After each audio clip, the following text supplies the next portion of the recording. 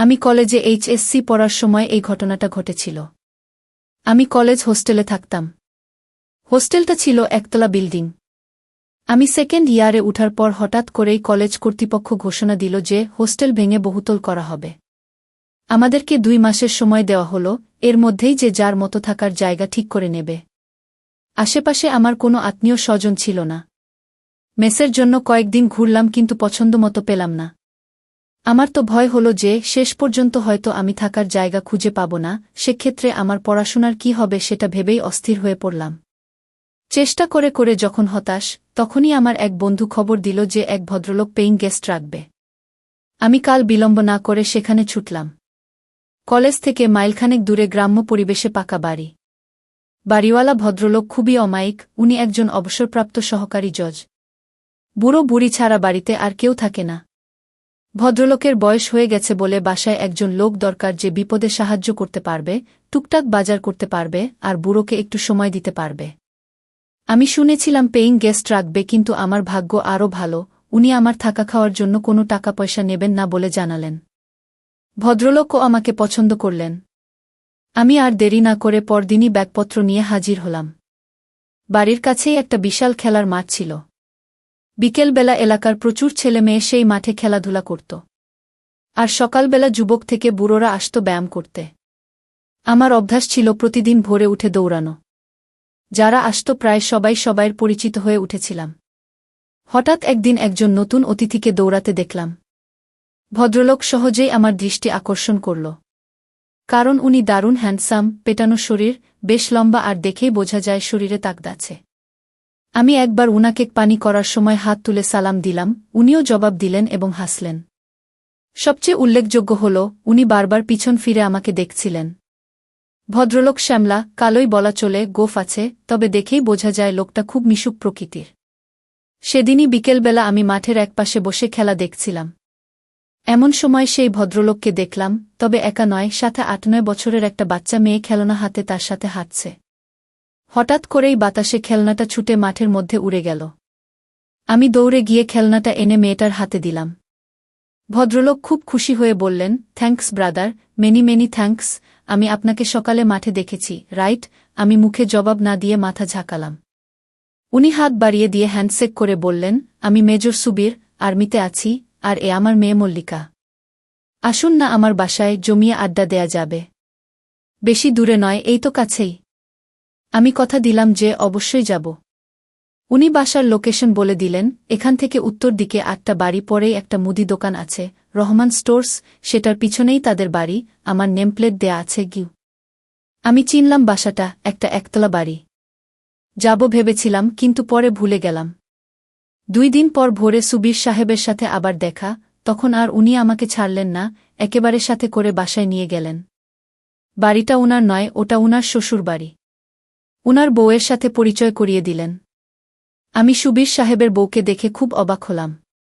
উনার সাথে মানায় না, শুধু বয়সে নয়, রূপেও রাত আর দিন পার্থক্য। উনার বয়স 50-এর কাছাকাছি, কিন্তু উনার বউয়ের বয়স 30-এর উপরে হবে না। মহিলার নাম রেনু, আমি তাকে রেনু আপা বলে ডাকতাম, কারণ ভাইবোন সম্পর্কের মধ্যে কেউ খারাপ কিছু খোঁজে না। রেনু আপা অপরূপ সুন্দরী, যে কোনো পুরুষের হার্টবিট বাড়িয়ে দেওয়ার মতো যথেষ্ট উপাদান তার আছে। রেনু আপা বেশি লম্বা নয়, 5 ফুট মতো হবে। মালা ওদের একমাত্র মেয়ে, ক্লাস 2তে পড়ছে। নাদুস নুদুস নরম তুলতুলে সে, তবে গায়ের রং ওর বাবার মতোই কালো আর উচ্চতায় মায়ের মতো খাটো। তবে ঝকঝকে সাদা দাঁতের হাসিটা দারুণ, সেই সাথে ওর চেহারাটাও বেশ মিষ্টি। সুবীর সাহেব এতদিন মিশনে ছিলেন বলে রেনু আপা মালাকে নিয়ে বাপের বাড়িতেই আছেন। ওদের আন্তরিকতা আমাকে মুগ্ধ করল। একদিনের পরিচয়ে এই অনাত্মীয় শহরে মনে হল এরা আমার কতকালের চেনা আত্মীয়। আমি বেশ খানিকক্ষণ গল্প করলাম, নাস্তা না করিয়ে ছাড়ল না। আমার ক্লাস ছিল, সেই জন্য তাড়াতাড়ি চলে আসতে হল। তবে সুবীর সাহেব আমাকে দিয়ে প্রতিজ্ঞা করিয়ে নিলেন যে সম্ভব হলে প্রতিদিন একবার যেন উনাদের সাথে দেখা করি। আমারও ভালো লেগে গেল, বিশেষ করে মেয়েদের আমার সবসময় ভালো লাগে। রেনু আপার মতো সুন্দরী আর মিশুক হলে তো কথাই নেই। সেদিনের পর থেকে রেনু আপার বাসায় যাওয়া আমার প্রতিদিনের ডিউটি হয়ে গেল, বিশেষ করে টিভি সিরিয়াল দেখার জন্য। তাছাড়া ভিসিআর আছে, মাঝে মাঝে হিন্দি ছবিও দেখা হয়। ছুটি শেষে সুবীর সাহেব তার কর্মস্থলে ফিরে গেলেন। তবে আমার যাতায়াত বন্ধ হল না। সাধারণত আমি রাত ৯টার দিকে যেতাম টিভিতে নাটক দেখার জন্য। মালা ইতিমধ্যেই আমার সাংঘাতিক ভক্ত হয়ে গেছে। আমি গেলে আমাকে ছেড়ে নড়তেই চায় না। আর সাংঘাতিক গা ঘেঁষা স্বভাব মেয়েটার। যতক্ষণ থাকব আমার কোলে বসে থাকবে, না হলে পিঠে চাড়বে। আমি বেল বাজাতেই ছুটে এসে মালাই দরজা খুলে দেয়। আমি ঘরে ঢুকে সোফায় বসার সাথে সাথে আমার কাছে বসে গলা ধরে। আমিও ওকে কাছে টেনে ধরি। মালা শুধু খিলখিল করে হাসে। রেনু আপা মাঝে মাঝে আমাকে বিরক্ত না করার জন্য মালাকে বকা দেয়। কিন্তু আমি আপাকে ওকে বকতে মানা করি। এভাবেই আমাদের দিনগুলি কাটতে থাকে। আমি দিনে দিনে রেনু আপার পরিবারের একজন সদস্য হয়ে উঠি। মেয়ে দুজনের সাথেই আমার সময় গাঢ় হয়ে ওঠে। তবে আমি একজন নারী লোভী হলেও মালার সাথে আমার সম্পর্ক ছিল একেবারেই নির্ভেজাল, স্বাভাবিক। আমার মনে ওই বাচ্চা মেয়েটা সম্পর্কে কোনো খারাপ উদ্দেশ্য ছিল না। এমনকি রেনু আপা একটা আইটেম হলেও আমি তাকে খুবই সম্মানের চোখে দেখতাম। এক কথায় ওই পরিবারের সাথে আমি একেবারেই সুস্থ স্বাভাবিক একটা সম্পর্ক গড়ে তুলতে চেয়েছিলাম। কিন্তু আমার দুর্ভাগ্য আমাকে সেটা হতে দিল না। জানি না কেন, আমি যেখানেই যাই সেখানেই কোনো মেয়ে মানুষের সাথেই আমার সম্পর্ক সঠিক পথে থাকে না। এখানেও থাকল না। ৪ মাস পরের কথা। তখন শীতকাল এসে গেছে। আমি সচরাচর বাসায় লুঙ্গি পরি এবং রেনু আপার বাসায়ও লুঙ্গি পরেই যাই। শীতের জন্য কয়েকদিন হলো গায়ে একটা চাদর জড়াচ্ছি। মালা যথারীতি আমার কোলে বসে এবং চাদরের ভিতরে ঢুকে পড়ে। মাঝে মধ্যে মালার নড়াচড়া এতটাই অস্বাভাবিক হয়ে পড়ে যে আমারটা গরম হয়ে ওঠে। কিন্তু আমি এই পরিবারের সাথে সম্পর্কটা নষ্ট করতে চাই না বলে খুব সাবধান থাকি, যাতে আমার দিক থেকে কোনোরকম দুর্বলতা প্রকাশ হয়ে না পড়ে। কিন্তু সবসময় মনে হয় আমরা যা চাই বিধাতা তা চান না। প্রকৃতপক্ষে সবই তো তার দখলে। একদিন আমি যথারীতি রেনু আপার বাসায় গিয়ে ড্রয়িংরুমে টিভি ছেড়ে বসলাম। আপা রান্নাঘরে ব্যস্ত ছিল বলে আমাকে বসতে বলে চলে গেল। মালা পড়াশোনা করছিল। আধ ঘন্টা পরে মালা পড়া শেষ করে ড্রয়িংরুমে এলো।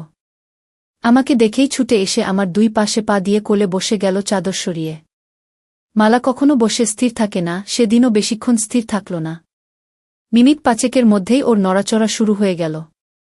তবে সেদিনের নড়াচড়ার পরিমাণটা ছিল বেশি। আমি বললাম, কিরে অমন করছিস কেন? মালা বলল, আমার চুলকাচ্ছে চু। আমি বললাম, ঠিক আছে, তাহলে নিচে নেমে বস। কি আমার কথা শুনে মালা উঠে দাঁড়ালো, আর আমি আমার পা দুটি সরিয়ে মালা আমার ২ পায়ের মাঝে সোফার উপরে বসল। কিন্তু মালা সম্ভবত বুঝতে পেরেছিল যে সোফার মাঝখানে মোটা দড়ির মতো কিছু একটা আছে। আমি ওটাকে থামানোর যথাসাধ্য চেষ্টা করলাম, কিন্তু পারলাম না। ওর কানের কাছে ফিসফিস করে ধমকে উঠলাম, এই মালা, কি হচ্ছে এসব? ছাড় বলছি। কি? মালা তখন বলল, ছাড়ব না। তুমি শক্ত বানালে কেন? ছাড়ব না, কি করবে? আমি এবারে অন্য পথ চেষ্টা করলাম। বললাম, আপা দেখলে কিন্তু জবাই করে ফেলবে। মালা হেসে বলল, মাম্নি রান্নাঘরে তোমার জন্য পোলাও মাংস রাঁধছে, এদিকে আসবে না? গিয়ে আমি বললাম, তবুও এসব ভালো না লক্ষ্মী মাম্নি, ছাড়ো। মালা আরও জোরে ধরে বলল, না ছাড়ব না, আমার ধরে থাকতে ভালো লাগতেছে। আমার ধৈর্যের বাঁধ ভেঙে গেল, মাথার মধ্যে গোলমাল হয়ে গেল, আমার হিতাহিত গান লোপ পেয়ে গেল। আমি স্থানকালপাত্র সব ভুলে গেলাম। সব ভুলে গেলাম। আমি ফিসফিস করে বললাম, দেখ, তুই যদি আমারটা না ছাড়িস আমি কিন্তু তোরটা ধরব। ১ সেকেন্ডও দেরি না করে মালা আমার চোখে চোখ রেখে হাসতে হাসতে বলে দিল, ধরো না, ধরো। আমি কি মানা করেছি নাকি? একেবারেই বাচ্চা একটা মেয়ে, যার কিনা সন্ধিক্ষণে পৌঁছানো এখনো অনেক বাকি, তার এরকম কাজ দেখে আমার টাস্কি লেগে গেল। একটু পর রেনু আপা এলো। আমি ভয় পেয়ে হাত সরিয়ে নিলেও মালা ছাড়ল না। যেহেতু আমাদের পুরো শরীর চাদরে ঢাকা ছিল, আপা কিছুই বুঝতে পারল না। আপা আমার জন্য গরম গরম খাবার তৈরি করে এনেছিল। আমার সামনে টেবিলে সেগুলি রাখতে লাগল। নিচুটে টেবিলে খাবার রাখার জন্য আপাকে আমার সামনে অনেকখানি নুয়ে পড়তে হচ্ছিল। ওই দৃশ্য চোখে পড়ার সাথে সাথে আমার কেমন যেন অনুভূতি হল। আমার চোখ সরাতে চেষ্টা করলাম, কিন্তু আমার অবাধ্য চোখ বারবার ঘুরে ফিরে চুম্বকের মতো ওদিকেই আটকে যাচ্ছিল। ভয় হচ্ছিল, বাই চান্স আপা যদি বুঝতে পারে তাহলে হয়তো ভীষণ রাগ করবে, আর আমি অনেক কিছু থেকে বঞ্চিত হব। কিন্তু সৌভাগ্যক্রমে সেসব কিছু হল না। আমি মালাকে নামিয়ে পাশে বসিয়ে দিলাম। আর আপার আনা খাবার খেতে শুরু করলাম। শুক্রবার আমাদের কলেজ বন্ধ থাকে। প্রতি শুক্রবারেই সকালে আমি রেনু আপার বাসায় যাই টিভিতে প্রোগ্রাম দেখার জন্য। সেদিনও ছিল শুক্রবার। আপা আমার জন্য চা করে নিয়ে এলো। আমি সোফায় বসা, আপা হামা দিয়ে টেবিলে চা রাখল। সেদিন আপা সালোয়ার কামিজ পরেছিল। যখন আপা চায়ের কাপ রাখতে গেল তা দেখে আমার হার্টবিট বেড়ে গেল। আমি চা খেয়ে টিভি দেখতে লাগলাম, একটা সুন্দর ছবি হচ্ছিল। 11টার দিকে আপা নিজের কাপড় চোপড় নিয়ে ঘর থেকে বেরিয়ে গেল, সম্ভবত গোসল করার জন্য গেল। আমার গায়ে চাদর ছিল না, এজন্য মালা এতক্ষণ বিশেষ সুবিধা করতে পারছিল না। এবার মালা তার কাজ শুরু করে দিল। আমার কৌতূহল চেপে রাখতে না পেরে আমি জানতে চাইলাম, ও এসব কোথা থেকে শিখেছে। মালা প্রথমে আমাকে কসম খাইয়ে নিল যে আমি কাউকে এটা বলবো না। পরে বলল টিভিতে দেখে শিখেছে। আমি বললাম, মানে? মালা বলল, বাবা ছুটিতে আসার সময় ভিডিও ক্যাসেট নিয়ে আসে। অনেক রাতে ওরা যখন মনে করে আমি ঘুমায়ে গেছি তখন সেই ভিডিও দেখে, কিন্তু আসলে তো আমি ঘুমাই না।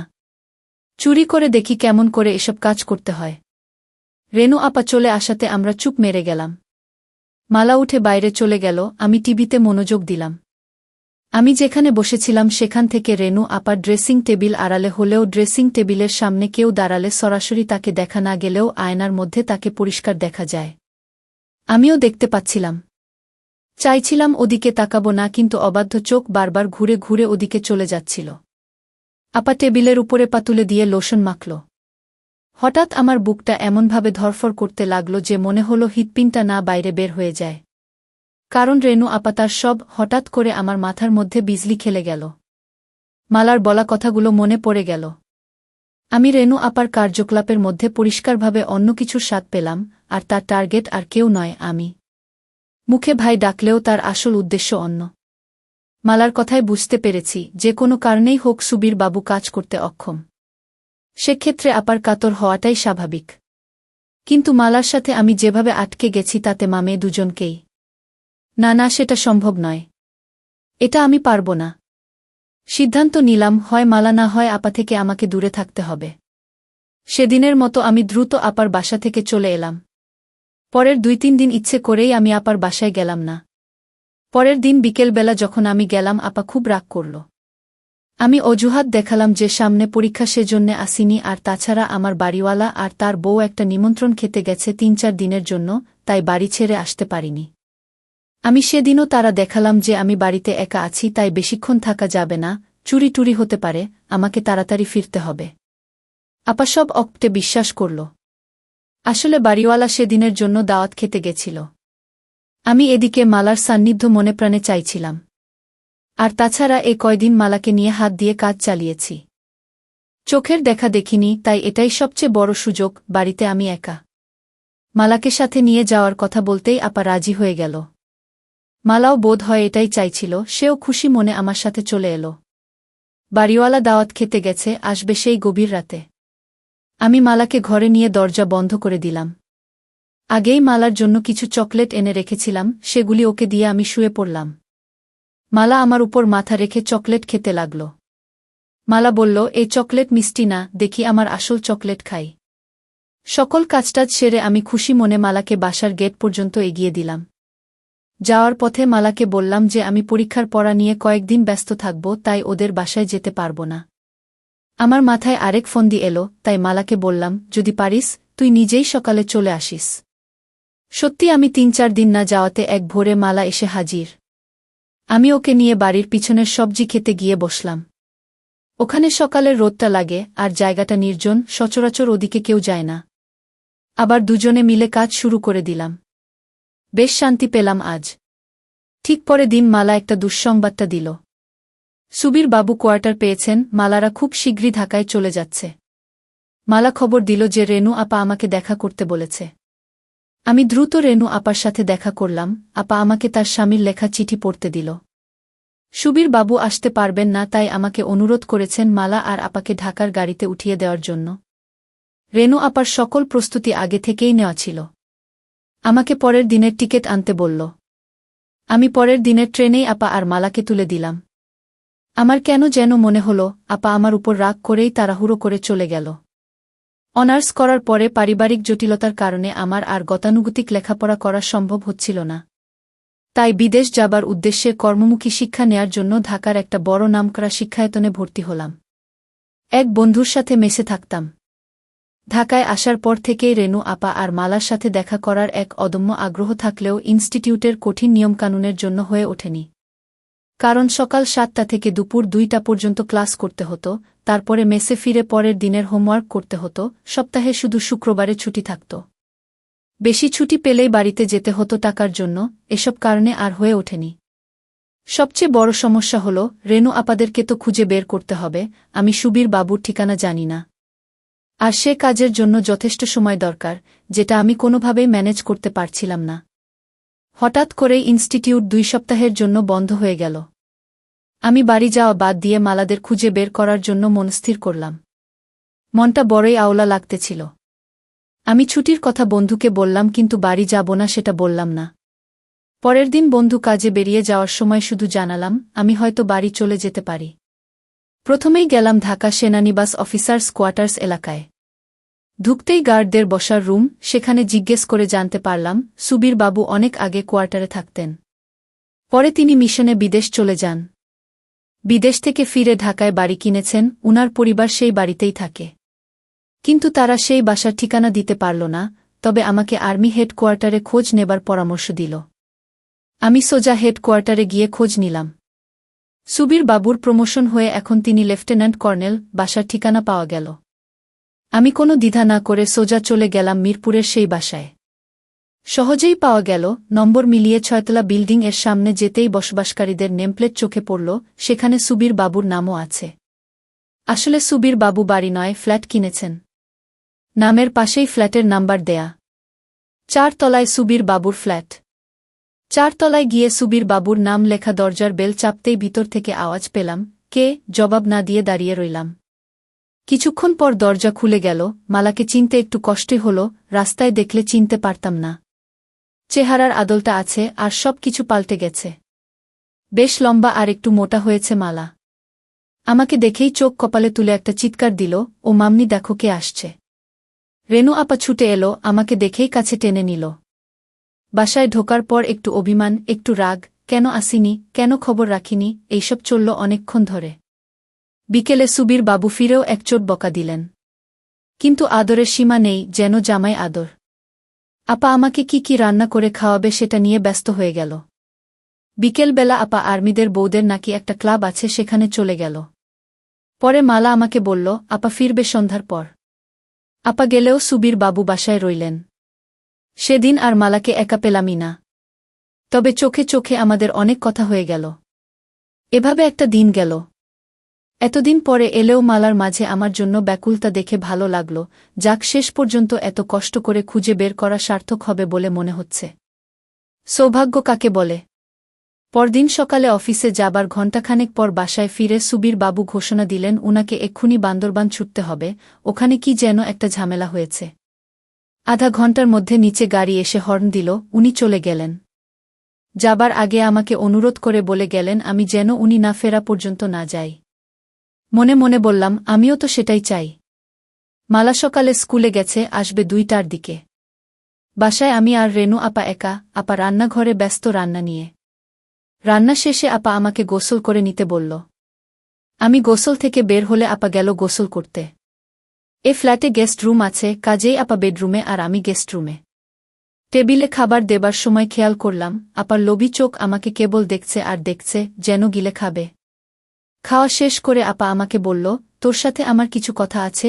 আমি ব্যস্ততার ভান করে বললাম, আপা, আছি তো বেশ কিছুদিন, পরে শুনব। আমি বুঝতে পেরেছিলাম আপা আমাকে কি বলতে চায়। আপা বলল, আচ্ছা ঠিক আছে, তুই রেস্ট নে, আমি একটু বেরুব, একটু পরেই মালা চলে আসবে। আমি গেস্ট রুমে ফিরে এলাম। আপা সেজেগুজে যাওয়ার সময় আমার সাথে দেখা করে দরজা লাগাতে বলল, আপাকে কেমন যেন বিষণ্ণ লাগছিল। 2টার পরই কলিং বেল বাজল, দরজা খুলে দিতেই মালার হাসি মুখ দেখতে পেলাম, খুশিতে চমকাচ্ছে। ঘরে ঢুকেই বলল, বাবা আসেনি, ওর বাবার বান্দরবান যাওয়ার কথা ওকে জানালাম। শুনে আরও বেশি খুশি হল, আমাকে নিয়ে নাচতে লাগল, আর গান গাইতে লাগল। মালা বেশ লম্বা হয়েছে। মনে হল মাঝের এই 6টি বছর মালার কাছে 6টি দিনের মতো। মালা সেই আগের মতোই আছে, একটুও বদলায়নি। আমাকে চকাস চকাস করে অনেকগুলি পাপ্পা দিয়ে বলল, মামা ওয়েট করো, আমি আসছি। মালা দৌড়ে ওর রুমে চলে গেল, স্কুল ড্রেস ছেড়ে স্কার্ট আর টি-শার্ট পরে এলো। এসেই ঘোষণা দিল, মামা চলো আজ একসাথে গোসল করব। আমি অবাক হয়ে বললাম, বলিস কি? মালা বলল, হ্যাঁ, এটা আমার অনেক দিনের স্বপ্ন। তোমাকে নিয়ে আরও কত যে স্বপ্ন আমার এই ছোট্ট বুকের মধ্যে গেঁথে রেখেছি সেটা তুমি কিভাবে বুঝবে? এতগুলি বছর পরে তুমি এলে, আর আমি তোমাকে প্রতিটা দিন মিস করেছি। মালা কাঁদতে লাগল, চোখের পানি মুক্ত বিন্দুর মতো ঝরে পড়ছিল। একটু স্থির হয়ে আবার আমাকে তাড়া দিল, কই চলো, বললাম না একসাথে গোসল করব। আমি বললাম, কিন্তু আমি তো গোসল করে নিয়েছি। মালা বলল, তাতে কি? আমি বললাম, তুই সত্যিই একটুও বদলাসনি, কেবল বড়ই হয়েছিস। মালা হাসল, বলল, বড় তো হয়েছিই তোমার জন্য। তখন যা যা পারোনি, এখন সব উসুল করে নাও, তোমাকে সব উজাড় করে দেব, এটা আমার অনেক দিনের আশা। মালাকে বললাম, একটা সত্যি কথা বলবি? তুই কি এখনো ইনটেক? মালা বড় বড় চোখ করে আমার দিকে তাকিয়ে বলল, মামা, তুমি তোমার মালাকে চেনো না? তুমি ছাড়া এই দুনিয়ায় আর কে আছে যে আমাকে আনবক্স করবে? আমি তো তোমার জন্যই সব জমিয়ে রেখেছি। আমাদের প্রথম প্রথম একটু কষ্ট হলেও আস্তে আস্তে মজা চলে এলো। মালাও দারুণভাবে এনজয় করতে লাগল। সন্ধ্যার পর রেনু আপা এলে আমরা বসে বসে অনেক গল্প করলাম। রেনু আপা আমার দিকে কি রকম করে যেন চোখে তাকাচ্ছিল। রাতে আমি শুয়ে পড়ার পরে আগের রাতে সুবীর বাবু আমার মশারি টাঙিয়ে দিয়েছিল। সেদিন রাতে সুবীর বাবু না থাকাতে আপাকে দেখলাম মশারি হাতে আমার বিছানার কাছে আসতে। আমি ঘুমের ভান করে মটকা মেরে পড়ে রইলাম। আপা প্রথমে লাইট অফ করে ডিম লাইট জ্বালাল। তারপর আমার পাশে খাটের উপর বসল। কতক্ষণ বসে আপা কি যেন ভাবল, তারপর উঠে মশারি টাঙিয়ে দিয়ে চলে গেল। সেদিন রাতেও আপা আমার পাশে বিছানায় অনেকক্ষণ বসে রইল। আমি জানতাম আপা কি চায়, কিন্তু ও যে মালার মা। আমি যদি মালাকে বিয়ে করতাম তাহলে রেনু আপা আমার শাশুড়ি হতো। আমি কিছু বলতেও পারছিলাম না আপা কষ্ট পাবে বলে। আবার মেনে নিতেও কষ্ট হচ্ছিল। আপাকে আমি অন্য চোখে দেখতাম, মনে মনে খুব শ্রদ্ধা করতাম। মাথার মধ্যে আমার চিন্তার ঝড় বয়ে যাচ্ছে, একটা দ্বন্দ্ব চলছিল। শেষ পর্যন্ত সিদ্ধান্ত নিলাম, না, এমন কাজ করা যাবে না। কারণ ও যে মালার মা, ওকে যে আমি বড় শ্রদ্ধার চোখে দেখি। তাই আপা যখন কাছে চলে এলো, আমি বললাম, ছি আপা, এ কি করছা? আপা যেন পাগল হয়ে গেল। আমাকে ধরে বলল, প্লিজ আমাকে একটু সুখ দে, আমি আর থাকতে পারছি না, আমি তিলে তিলে শেষ হয়ে যাচ্ছি। লক্ষ্মী ভাই আমার, আমাকে বঞ্চিত করিস না। সেই প্রথম তুই যখন আমাদের বাসায় আসলি তখন থেকেই তোর জন্য পাগল হয়ে আছি। বন্ধুরা, ভিডিওটি অনেক বড় হয়ে যাওয়ার কারণে গল্পের বাকি অংশ অন্য কোনো ভিডিওতে দেওয়া হবে। সবাই সাথেই থাকো।